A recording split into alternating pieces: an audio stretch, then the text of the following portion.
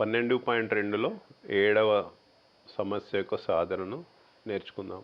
120 అడుగుల వెడల్పైన రోడ్డుకు ఇరువైపులా సమాన ఎత్తు కలిగిన రెండు స్తంభాలు నిలబడ్డాయి. గుర్తుపెట్టుకోండి, రెండు స్తంభాలు ఎలా ఉన్నవి అనేది అక్కడ ఇవ్వడం జరిగింది. ఆ రెండు స్తంభాలు సమాన ఎత్తులో కలిగి ఉన్నాయి. వాటి మధ్య ఉన్న రోడ్డుపై ఒక బిందువు నుండి వాటి పై భాగాలను పరిశీలించిన 60 డిగ్రీలు 30 డిగ్రీలు ఊర్ధ్వ కోణాలు చేస్తున్నాయి. అయినా స్తంభాల ఎత్తు కనుగొనము. ప్రతి స్తంభము అడుగు భాగం నుండి బిందువు గల మధ్య దూరము.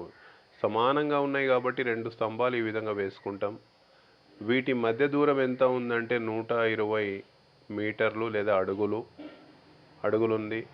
ఏదో ఒక బిందువు నుంచి ఈ మొదటి స్తంభాన్ని చూసిండు,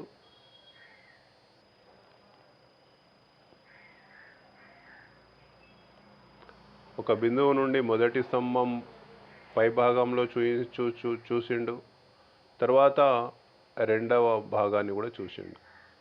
ఈ పటము సరిగా రావట్లేదు, మీరు స్కేల్ పెట్టి గీసుకోండి. ఇక్కడ ఎంత అంటే 60 డిగ్రీలు, ఇది ఎంత అంటే 30 డిగ్రీలు. పటం మరోసారి చూసుకుందాం.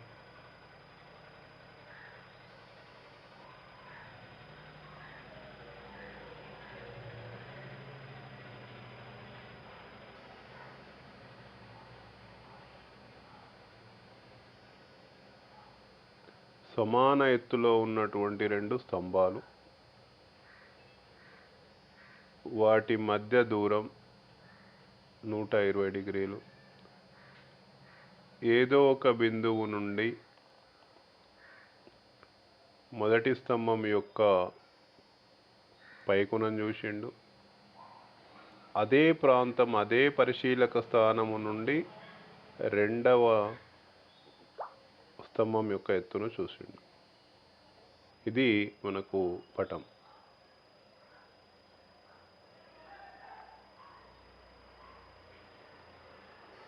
ఇక్కడ మొదట చూసినటువంటి కోణం 60 డిగ్రీలు, రెండవసారి చూసినటువంటి కోణం 30 డిగ్రీలు.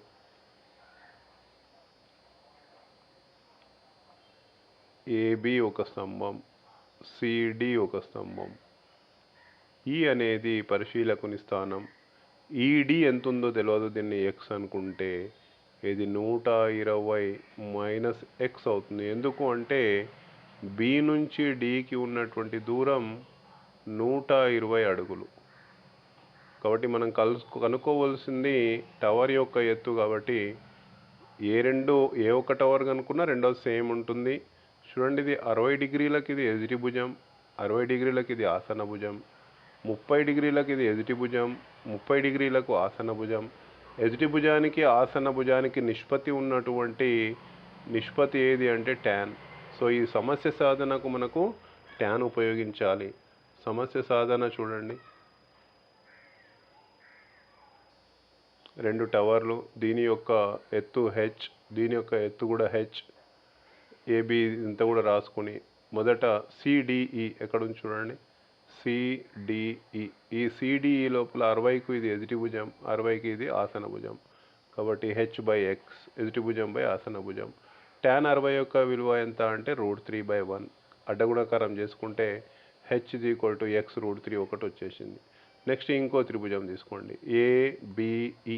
ఏబిఈ లోపల కూడా ఇది ఎదుటి భుజం, ఇది ఆసన భుజం. కాబట్టి ఎదుటి భుజం బై ఆసన భుజం 30.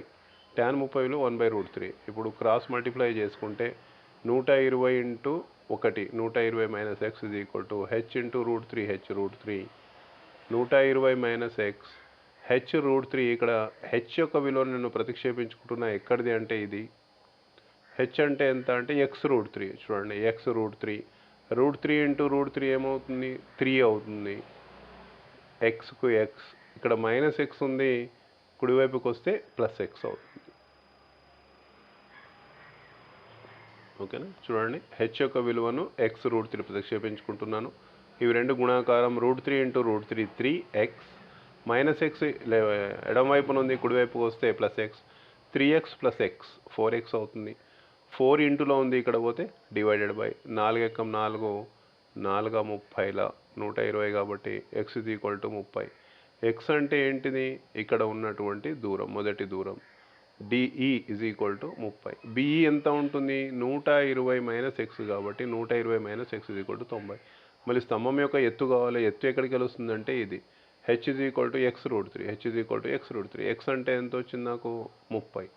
30 రూట్ 3 అనేది ఒక స్తంభం యొక్క పొడవు.